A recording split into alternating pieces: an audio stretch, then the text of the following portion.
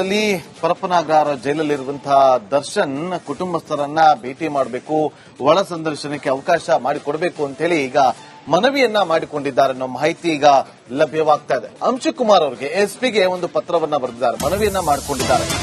ಮಗ ಹಾಗೂ ಹೆಂಡತಿಯನ್ನ ಭೇಟಿ ಮಾಡಬೇಕು, ಒಳ ಸಂದರ್ಶನಕ್ಕೆ ಅವಕಾಶವನ್ನ ಮಾಡಿಕೊಡಬೇಕು ಅಂತೇಳಿ ಮನವಿಯನ್ನ ಮಾಡಿಕೊಂಡಿದ್ದಾರೆ. ಹರಸಾಹಸವನ್ನ ಪಡ್ತಾ ಇದ್ದಾರೆ ಕುಟುಂಬಸ್ಥರನ್ನ ಭೇಟಿ ಮಾಡೋ ವಿಚಾರವಾಗಿ. ಜಾಮೀನು ಸಿಗದ ಹಿನ್ನೆಲೆ ಮುಂದಿನ 1 ವರ್ಷ ಯಾವುದೇ ಜಾಮೀನು ಸಿಗೋದಿಲ್ಲ. ಸುಪ್ರೀಂ ಕೋರ್ಟ್ನಿಂದ ಒಂದಷ್ಟು ಆದೇಶ ಹೊರಬಿದ್ದ ಮೇಲೆ 223 ಏನು ಸಾಕ್ಷಿದಾರಗಳಿದ್ರು ಅವರ ಹೇಳಿಕೆಗಳನ್ನ 1 ವರ್ಷದ ಒಳಗಡೆ ಮುಗಿಸಿಕೊಳ್ಬೇಕು, ವಿಚಾರಣೆ 1 ವರ್ಷದಲ್ಲಿ ಮುಗಿಬೇಕು ಅಂತೇಳಿ ತಾಕೀತು ಮಾಡಿದ ಹಿನ್ನೆಲೆಯಲ್ಲಿ 1 ವರ್ಷ ಜಾಮೀನು ಇಲ್ಲ. 1 ವರ್ಷದ ಒಳಗೆ ಸಾಕ್ಷಿಗಳ ವಿಚಾರಣೆ ಮುಗಿಸಿ ವರದಿಯನ್ನ ಸಲ್ಲಿಸಿ ಅಂತ ಸುಪ್ರೀಂ ಕೋರ್ಟ್ ಒಂದು ಆದೇಶವನ್ನ ಕೊಟ್ಟಂತ ಬೆನ್ನಲ್ಲೇ ಜಾಮೀನು ಸದ್ಯಕ್ಕೆ ಸಿಗೋದಿಲ್ಲ ಅಂತೇಳಿ ಖಾಯಮಾಯಿತು. ಇದರ ಬೆನ್ನಲ್ಲೇ ಕುಟುಂಬಸ್ಥರನ್ನ ಭೇಟಿ ಮಾಡೋದಕ್ಕೆ ಒಂದು ರೀತಿಯಲ್ಲಿ ಹರಸಾಹಸವನ್ನ ಪಡ್ತಾ ಇದ್ದಾರೆ. ಎಸ್ಪಿಗೆ ಪತ್ರವನ್ನ ಬರೆದಿರುವಂತಹ ದರ್ಶನ್ ನೋಡಿ, ನಿನ್ನೆ ಪತ್ನಿ ವಿಜಯಲಕ್ಷ್ಮಿ ಅವರು ಭಾವುಕ ಪೋಸ್ಟ್ ಅನ್ನ ಕೂಡ ಹಾಕಿಕೊಂಡಿದ್ರು. ಭಾವುಕವಾದಂತಹ ಪೋಸ್ಟ್ ಅನ್ನ ಮಾಡಿಕೊಂಡಿದ್ರು. ಅದರ ಫೋಟೋವನ್ನ ಕೂಡ ನೀವು ಇಲ್ಲಿ ಗಮನಿಸಬಹುದು ನಮ್ಮ ಸ್ಕ್ರೀನ್ ಮೇಲೆ. ಸೊ ಎಸ್ಪಿ ಅಂಶುಕುಮಾರ್ಗೆ ಮನವಿ ಪತ್ರವನ್ನ ಬರೆದಿದ್ದಾರೆ, ಒಳ ಸಂದರ್ಶನಕ್ಕೆ ಅವಕಾಶವನ್ನ ಮಾಡಬೇಕು, ಅವಕಾಶವನ್ನ ಕೊಡಬೇಕು ಅಂತ ಹೇಳಿ ಮನವಿ ಮಾಡಿಕೊಂಡು ಪತ್ರವನ್ನ ಬರೆದಿದ್ದಾರೆ.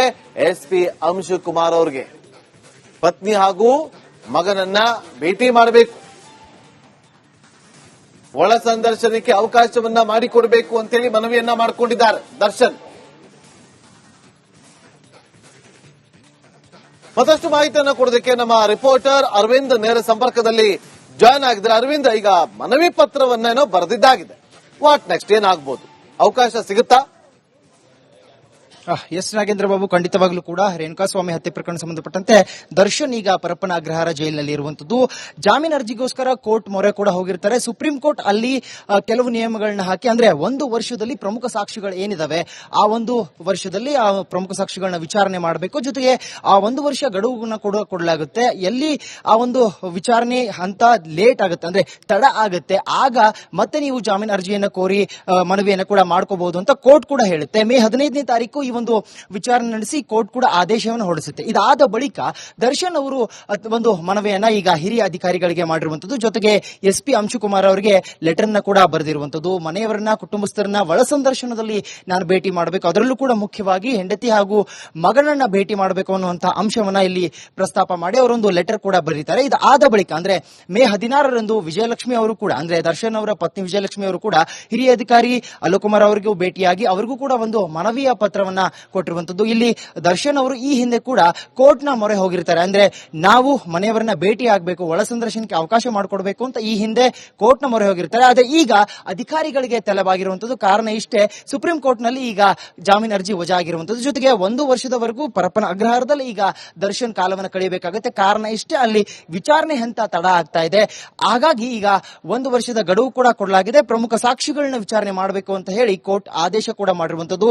ನಿನ್ನೆ ಕೂಡ ವಿಜಯಲಕ್ಷ್ಮಿ ಅವರು ಇದೇ ಕಾರಣಕ್ಕಾಗಿ ಮನನೊಂದು ಅವರು ಕೂಡ ಭಾವನಾತ್ಮಕ ಪೋಸ್ಟ್ ಒಂದನ್ನ ಇನ್ಸ್ಟಾಗ್ರಾಮ್ ನಲ್ಲಿ, ಸೋಷಿಯಲ್ ಮೀಡಿಯಾದಲ್ಲಿ ಅವರು ಕೂಡ ಪೋಸ್ಟ್ ಮಾಡಿರ್ತಾರೆ. ಈಗ ಆ ಬಳಿಕ ಈಗ ದರ್ಶನ್ ಅವರು ಕೂಡ ಮನವಿಯ ಪತ್ರವನ್ನ ಸಲ್ಲಿಕೆ ಮಾಡಿರುವಂತದ್ದು. ಇತ್ತ ಪತ್ನಿ ವಿಜಯಲಕ್ಷ್ಮಿ ಅವರು ಕೂಡ ಹಿರಿಯ ಅಧಿಕಾರಿಗಳಿಗೆ ಮನವಿಯನ್ನ ಮಾಡಿಕೊಂಡಿರುವಂತದ್ದು. Nagendra Babu. Okay, thank you Aravind ನಿಮ್ಮೆಲ್ಲ ಮಾಹಿತಿಗಾಗಿ.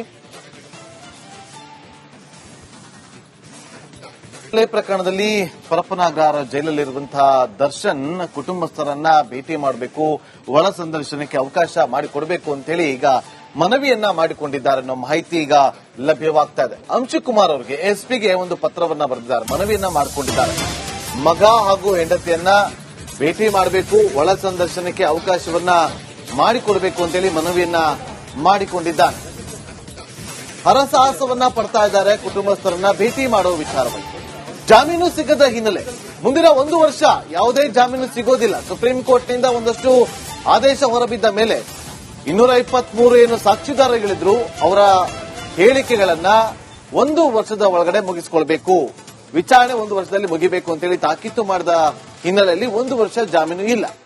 1 ವರ್ಷದ ಒಳಗೆ ಸಾಕ್ಷಿಗಳ ವಿಚಾರಣೆ ಮುಗಿಸಿ ವರದಿಯನ್ನ ಸಲ್ಲಿಸಿ ಅಂತ ಸುಪ್ರೀಂ ಕೋರ್ಟ್ ಒಂದು ಆದೇಶವನ್ನ ಕೊಟ್ಟಂತ ಬೆನ್ನಲ್ಲೇ ಜಾಮೀನು ಸದ್ಯಕ್ಕೆ ಸಿಗೋದಿಲ್ಲ ಅಂತೇಳಿ ಖಾಯಂ ಆಯ್ತು.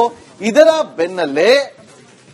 ಬೆನ್ನಲ್ಲೇ ಕುಟುಂಬಸ್ಥರನ್ನ ಭೇಟಿ ಮಾಡೋದಕ್ಕೆ ಒಂದು ರೀತಿಯಲ್ಲಿ ಹರಸಾಹಸವನ್ನ ಪಡ್ತಾ ಇದ್ದಾರೆ.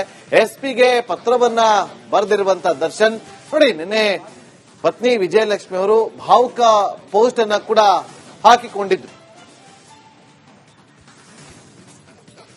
ಭಾವುಕವಾದಂತಹ ಪೋಸ್ಟ್ ಅನ್ನ ಮಾಡಿಕೊಂಡಿದ್ರು. ಅದರ ಫೋಟೋವನ್ನ ಕೂಡ ನೀವು ಇಲ್ಲಿ ಗಮನಿಸಬಹುದು ನಮ್ಮ ಸ್ಕ್ರೀನ್ ಮೇಲೆ. ಸೊ ಎಸ್ಪಿ ಅಂಶುಕುಮಾರ್ಗೆ ಮನವಿ ಪತ್ರವನ್ನ ಬರೆದಿದ್ದಾರೆ.